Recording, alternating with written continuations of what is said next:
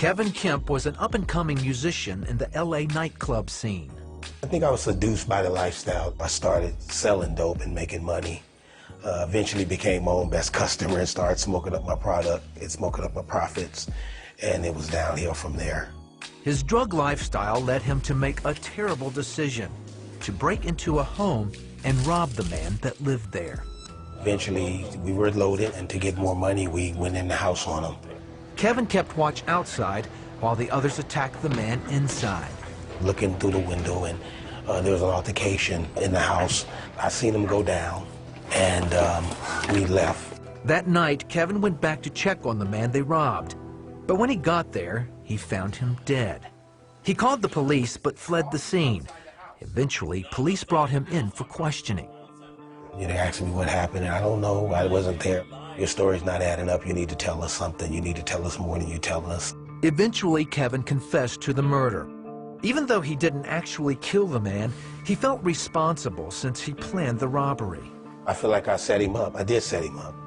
And if I had not been for that, nothing ever would have happened, and he'd still be here if it wasn't for me. Kevin was found guilty of second-degree murder and sentenced 15 to life. All I heard was life. I didn't hear the 15 part. I'm gonna spend the rest of my life incarcerated. How am I gonna do it? Kevin's girlfriend, Brenda, was devastated.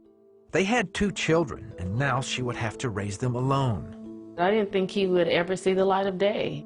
I was really worried about his survival. And the kids growing up, especially my son, without his dad being here. When I got sentenced, she come and told me that, if you dedicate your life to me and your son, I will do as much of this time with you as I can. Brenda and Kevin married in a prison waiting room. But life inside was rough for the first-time offender. I felt really bad about myself, really, like, worthless, As he dealt with life behind bars, a stranger visited him, who told him that God could forgive his crime and change his life. I remember telling him, man, I blew it, it's over. And I was taking the 10 Commandments literally, thou shalt not kill. Then the man told him about Jesus. God will forgive you for that. God will forgive you. And he convinced me that God will forgive me for it, forgive us for anything if we repent and confess it to him. So he led me through the sinner's prayer. Kevin started going to the chaplain's Bible studies. Initially it was to get out the cell, and then starting to really come to know God, to read my word. And I understood more about salvation, the born-again experience. Kevin earned a college degree and eventually started helping the chaplain.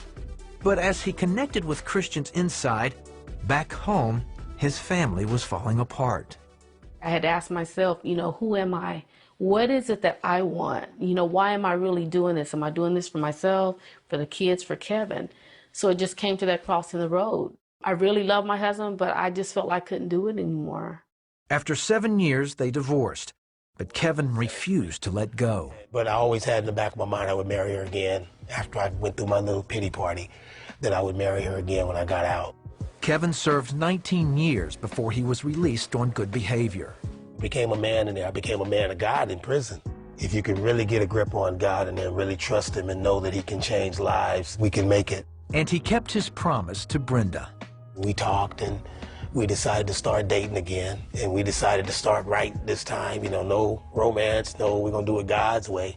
And we did that. We dated for like 6 months before we got married. Life is beautiful now. We're, back together. We're fellowship in the same church. Kevin has started a gospel group called Redemption. Most of the band members are former inmates. The music is really secondary. It's about becoming men of God, understanding discipleship. That's what God's been giving me lately, that men need to be discipled. Despite spending almost half of his life behind bars, Kevin is grateful for a second chance. He saved my life. I think I went to prison, I got rescued. I didn't get arrested, and Jesus rescued me.